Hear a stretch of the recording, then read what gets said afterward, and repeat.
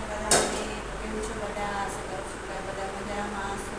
તો ફ્રેન્ડ, આજે આપણે ભીંડીનું શાક બનાવવાનું છે. તો તેના માટે આપણે ભીંડી ધોઈ અને સાથે સુધારી લીધી છે.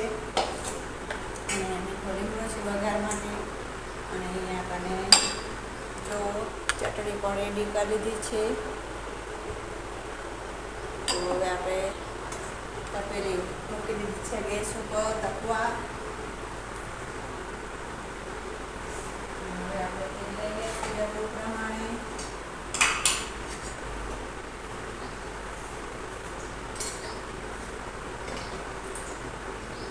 બટાકાના શાકમાં તો તેલ બરાબર બને,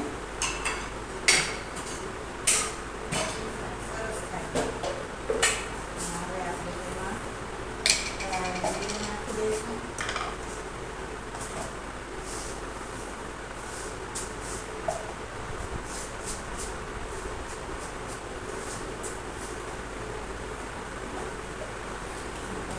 જીરું કકડી જાય એટલે આપણે મીઠો લીમડો નાખીશું.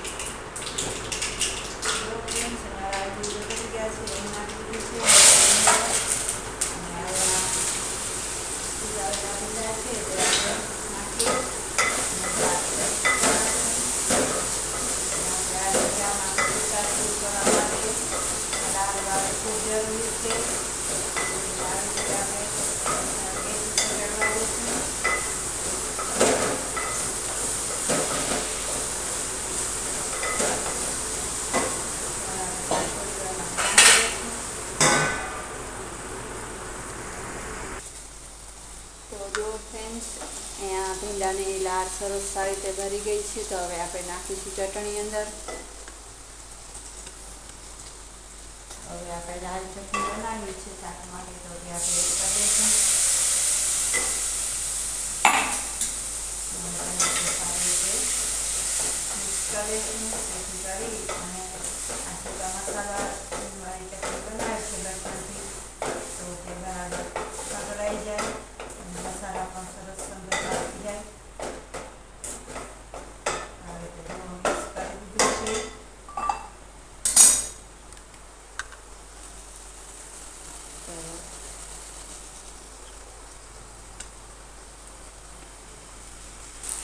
તો જો ફ્રેન્ડ્સ, ચટણી બરાબર પકડાઈ ગઈ છે. તો હવે આપણે નાખીશું છાશ. હવે તેને પણ આપણે સારી રીતે હલાવી લઈશું. ઘણાય દહીં નાખીએ, ઘણાય છાશ નાખીએ. તો આપણે જો ઘાટી છાશ નાખીએ છીએ દહીં જેવી જ. તો એટલે આપણે ગેસ કરશું બંધ. અને ફ્રેન્ડ્સ, તમે પણ આવી રીતે શાક બનાવજો, બહુ મસ્ત ટેસ્ટી બને છે.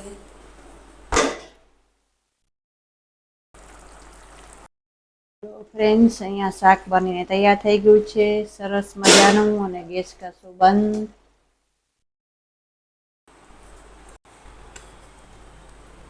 તો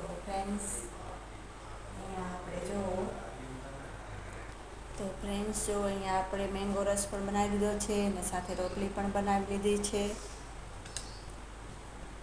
તો ફ્રેન્ડ્સ, આશા કરું છું કે તમને મારો વિડીયો પસંદ આવ્યો હશે. ચેનલમાં નવા હો તો લાઈક અને સબસ્ક્રાઈબ કરવાનું ભૂલતા નહીં. જય શ્રી કૃષ્ણ બધાને.